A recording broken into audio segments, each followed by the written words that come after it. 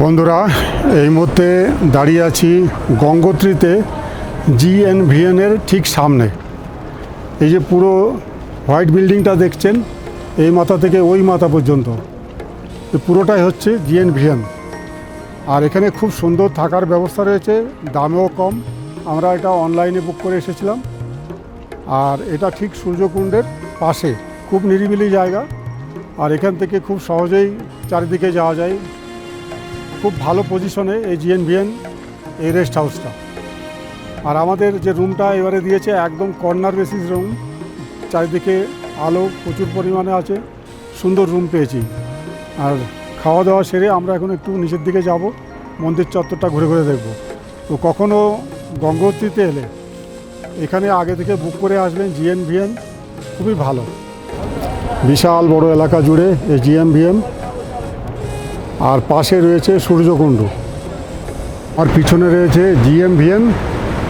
আর ক্যামেরাটা ঘোরাচ্ছি, এই হচ্ছে সূর্যকুণ্ড। দারুণ জায়গায় এই বাংলোটা। নমামি গঙ্গে, পতিত পাবনী গঙ্গা মায়ের সান্নিধ্যে দাঁড়িয়ে আছি। মা কিভাবে মর্তে প্রবেশ করেছেন তার একটা দৃশ্য এখানে দেখলে বুঝতে পারবেন।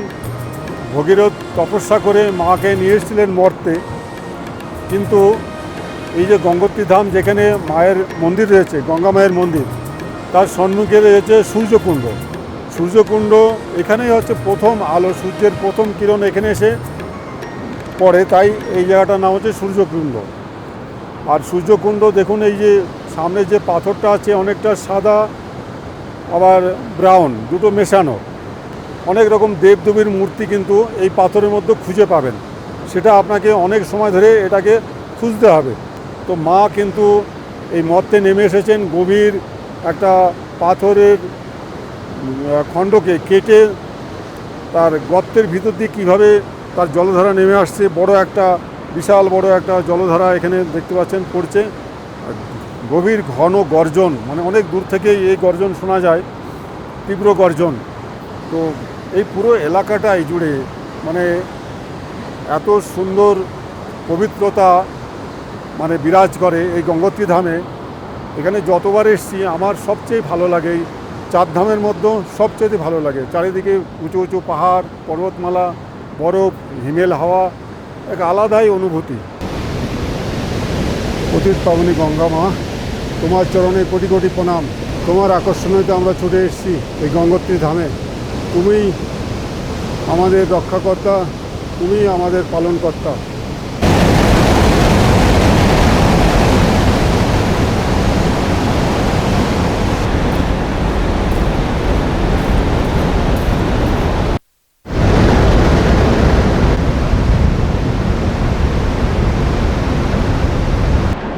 এই যে মা ভাগীরথী গঙ্গা বয়ে চলেছে, ওই পাশে রয়েছে গঙ্গোত্রী ধামের মন্দির।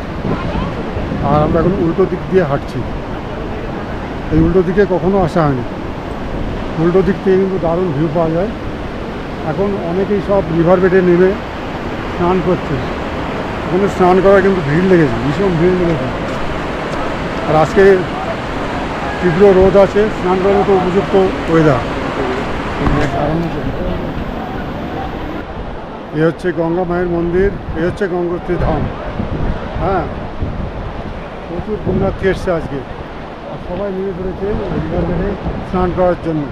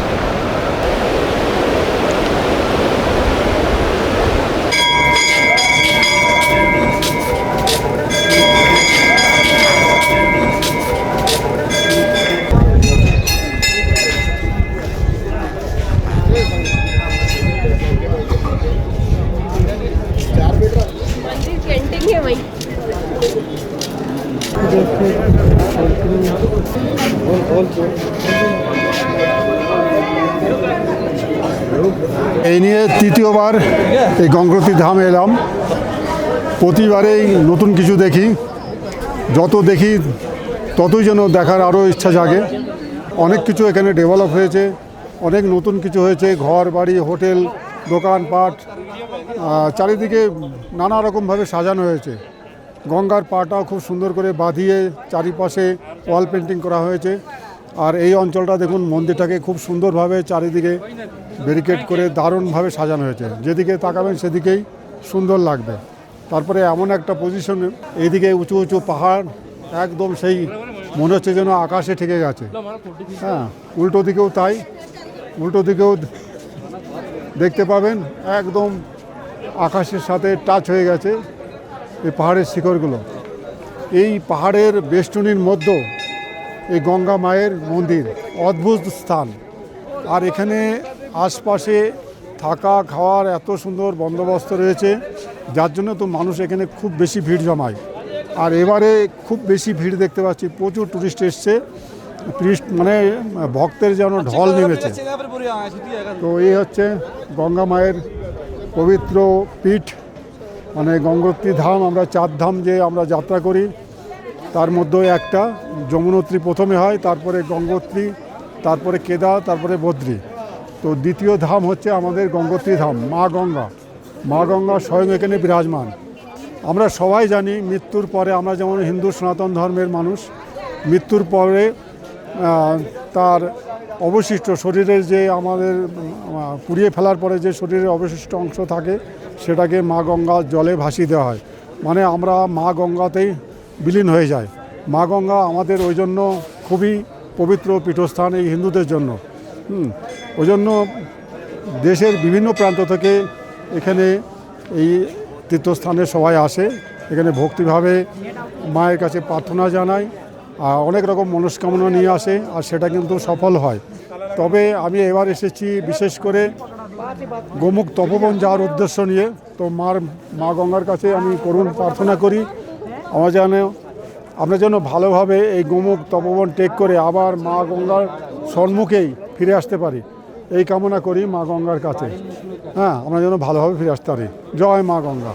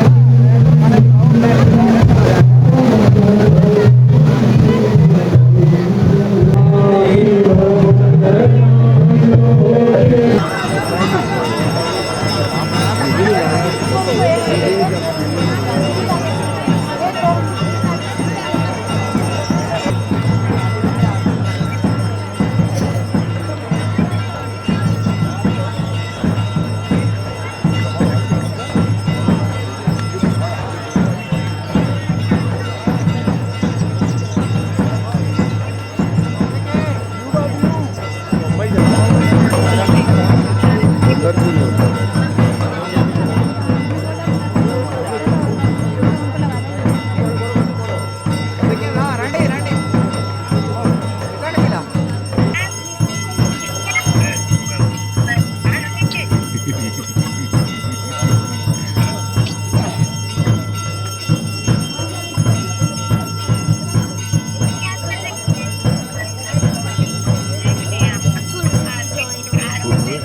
होगी फिर भी।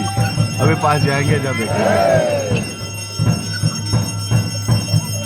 क्या बोल रहे हैं बोलेंगे हाँ हुआ क्या है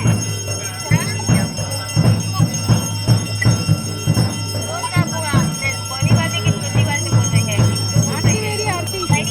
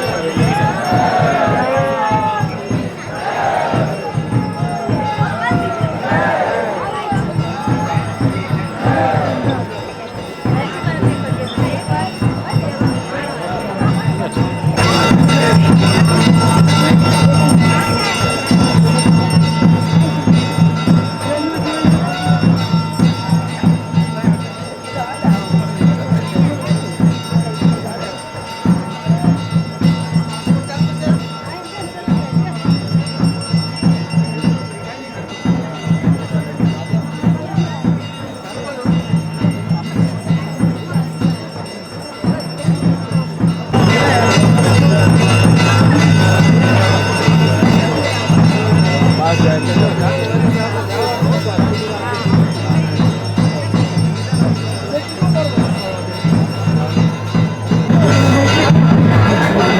बोले गंगा मैया की ओम हरि ओम हरि ओम हरि ओम यज्ञामय